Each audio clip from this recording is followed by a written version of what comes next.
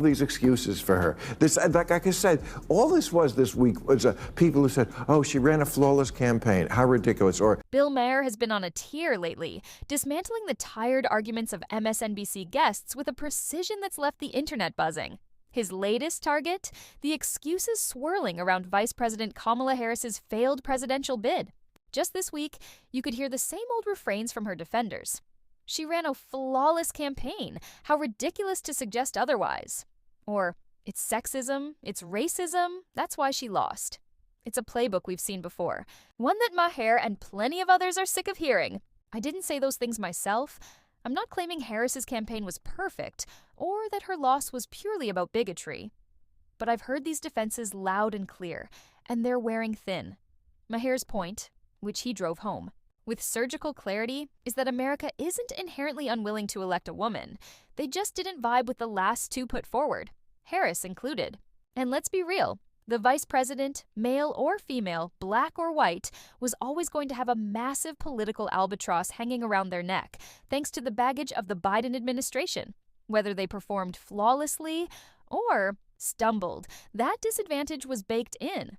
Harris didn't help herself, though. She didn't make a compelling case to the American people. She didn't forcefully distance herself from the parts of Biden's record that voters despised. She just tried to sidestep them, hoping no one would notice. That's where Maher's critique hits hardest. On his show, he's been relentless, tearing into the outdated talking points of MSNBC guests with a mix of wit and exasperation that's got viewers hooked. At this point, MSNBC might want to rethink their whole strategy, especially whether Maher's platform is really the place for them to keep sending their talking heads. The way he's exposing the flaws in their arguments is starting to feel downright humiliating. So, who was the latest MSNBC guest to step into Maher's crosshairs, and what did they say that left them scrambling? Let's break it down. The clip. That's making the round starts with Maher calling out the Democrats' campaign tactics, specifically their invasive, out-of-touch approach to wooing voters. Everything the candidates, especially the Democrats, do to get voters annoys them. He said, the constant texting, did you get the texts, like from Tim Walz every 5 minutes, and always begging for money and knocking on doors. We've got people knocking on doors. People don't want someone knocking on their door. Who in this day and age wants that? Kids don't even like it when you call them on the phone. That's too much of an invasion of their privacy. It's a sharp observation, and it sets the stage for his bigger point. The Democrats' reliance on old-school methods isn't just ineffective, it's alienating. Enter John Heilemann, an MSNBC regular, who tried to argue that Harris lost because her message didn't connect with the right audience. Maher wasn't having it. He quickly flipped the script, pointing out that the real problem wasn't the message, it was the medium. The Democrats leaned hard into legacy media like MSNBC and CNN, platforms that already skew toward their base. It was preaching to the choir, a safe but ultimately useless move. Meanwhile, Donald Trump was out there reaching broader, more diverse audiences on neutral ground. Think Joe Rogan's podcast or Theo Von's show. When the traditional media playbook failed, the Democrats didn't adapt. Instead, they doubled, down with mass text campaigns and door-knocking marathons, barging into people's personal space, rather than meeting them where they actually were. It's no wonder potential supporters tuned out.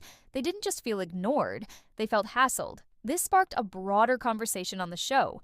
Who might step up as the Democrats' strongest opposition leader in the looming Trump era? It's a fair question. Names started flying. Adam Schiff, who won big in California, Wes Moore, the impressive governor of Maryland, even Gavin Newsom, who's already flexing his muscle in Sacramento, calling the legislature into action before Trump's even taken office. But Maher and his guests didn't linger on speculation. The real meat of the discussion was why Harris flopped, and why the Democrats' whole approach needs a hard reset. Heilemann tried to argue that Harris's campaign was doomed from the start because her message didn't resonate. But here's where the MSNBC crew keeps missing the mark. Americans aren't dumb. They didn't just tune out Harris's speeches, they judged her based on the reality they were living. Soaring inflation, rising crime, an unsecured border. These weren't abstract talking points or cable news chyrons. They were the daily struggles people faced, the tangible frustrations that shaped their votes. No amount of polished rhetoric was going to paper over that. Voters weren't swayed by slogans. They were driven by their lived experiences. Even if Joe Biden had been at his mental peak, it wouldn't have mattered. The Democrats' agenda just wasn't cutting it, and Biden himself might have lost by an even wider margin. The problem wasn't just Harris, it was the message itself, and voters had already checked out. Harris's campaign was a 3-month sprint, and some argue that wasn't enough time for her to introduce herself to the American people. Google searches spiked with, "Did Joe Biden drop out?" A sign of how chaotic her rollout was. But Maher pushed back hard. 3 months wasn't too short. It was plenty long enough. "It's not that they didn't have time to introduce her," he said. "They met someone and they didn't like her." He's right. The Democrats didn't lack for talent. Governors, senators, rising stars like Michael Douglas pointed out on the show. They had a deep bench. So why didn't they tap it? Because they got hung up on identity politics instead of focusing on merit and leadership.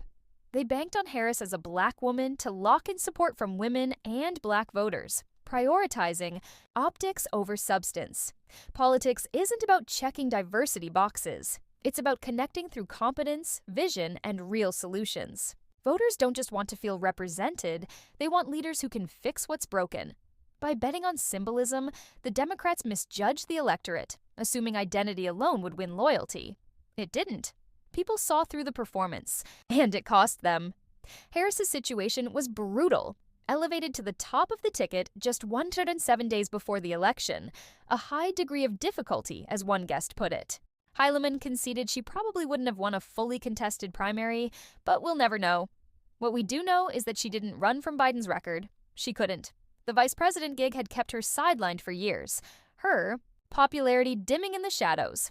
When she finally stepped into the spotlight, she was stuck wrestling with Trump in a steel cage death match while trying to define herself. It was a tall order, but Maher argued it wasn't impossible. Other countries pull off elections in weeks. America's long campaigns aren't a prerequisite for voters to decide. The Democrats' mindset, though, has them better suited for opposition than governing. Their mismanagement of the economy, paired with policies that felt detached from reality, tanked their credibility. Americans aren't fooled. They remember a time under Trump when the economy, borders, and even their kids' futures felt more secure. It wasn't just about jobs or inflation. It was about leadership and common sense. No matter who the Democrats ran, Harris, Newsom, Gretchen Whitmer, the result would have been the same. The agenda failed the people it claimed to champion. Maher's knockout punch came during a simple experiment. Turning to his left-leaning audience, he asked, "How many of you feel you don't know enough about Kamala Harris to decide whether to vote for her or not?" Silence. Not a hand raised, not a word spoken. The room went still, the tension palpable. Heilemann's claim that Americans didn't have enough info to judge Harris crumbled in real time. You could almost see him squirm as he tried to backpedal. But the damage was done. That silence wasn't just awkward. It was a verdict. Americans know exactly who Harris is, what she stands for, and why they hesitated. The left can keep underestimating voters, but they'll pay for it at the ballot box. Harris could have changed the game if she'd broken from the woke left script and leaned into practical solutions, tackling the economy, securing the border, addressing crime head-on. Had she ditched the extreme rhetoric for common-sense policies that mirrored people's real concerns, she might not just have competed, she could have won. Instead, she stuck to the playbook, and it flopped. Maher isn't alone in his frustration. Russell Brand's weighed in too, slamming MSNBC as propagandist nutcrackery after his own stint on Morning Joe. "It was absurd," he said. "No one could concentrate. They didn't understand the basic tenets of journalism." He's not wrong. MSNBC's become an echo chamber, more interested in defending narratives than facing facts.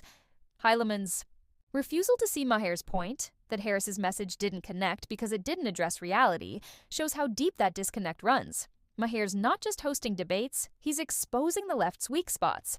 If MSNBC keeps sending guests into his ring unprepared, they'll keep getting schooled. The takeaway? Come with real arguments or brace for another public smackdown. The Democrats lost not because of one candidate, but because their vision didn't match the country's needs. Until they figure that out, they're stuck on the sidelines, and Maher's going to keep calling it like he sees it.